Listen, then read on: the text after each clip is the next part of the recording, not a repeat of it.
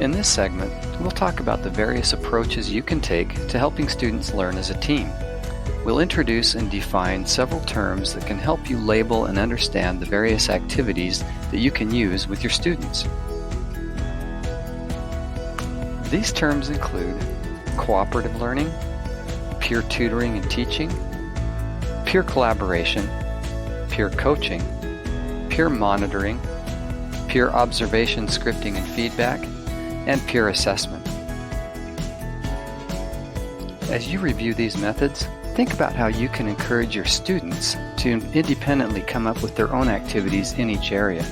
This way, they'll be more invested and accountable, and you'll be relieved of the burden of designing all those learning activities yourself. Now, we'll briefly introduce each of these peer learning approaches so that you can be better equipped to apply them in your own setting. In cooperative learning, students divide the tasks of a new or challenging activity and then work together toward a final goal. For example, to complete a patient encounter, one student might perform the history, then the other would perform the tests and measures.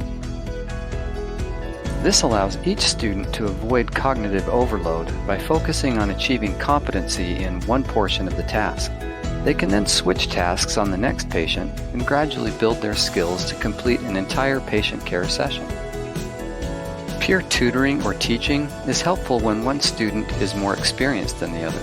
That student can guide the less experienced student in completing a task, but it also works well to have students of equal experience take turns teaching a skill or concept to each other. Peer collaboration refers to activities where both students use each other as resources to complete a common goal that's still difficult for either one of them to complete individually. For example, the PT and PTA student might brainstorm ideas for effective interventions for a particular patient case. Peer observation is an active listening approach where one student observes the other with the intent of providing meaningful feedback after the encounter. This requires the observer to take copious notes and hone their observation and assessment skills. Peer monitoring, on the other hand, is a more passive approach where the observer is not required to provide any post-encounter assessment or feedback. This is just a chance for the observer to absorb the experience and apply the performance to their own experiences. Peer coaching is a more complex interaction where both students observe each other and provide feedback and consultation to help each other improve their performance.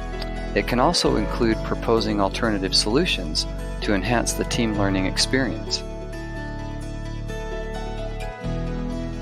Finally, peer assessment is a more formal approach to peer observation. In this approach, the observer uses a rubric or some other specific criteria to assess their partner's performance as objectively as possible.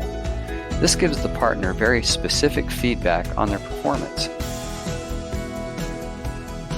As you learned about these various methods of peer learning, we hope you started getting some ideas of how you could incorporate some of them into your work with a PT/PTA student team. Take a moment to pause the video and look over the list one more time and decide how you'll apply one or two of these activities with your next student team. Thanks for listening. Here are the references that we used for this segment. In our next segment, we'll talk about how you can use checklists and other tools to guide the peer learning process.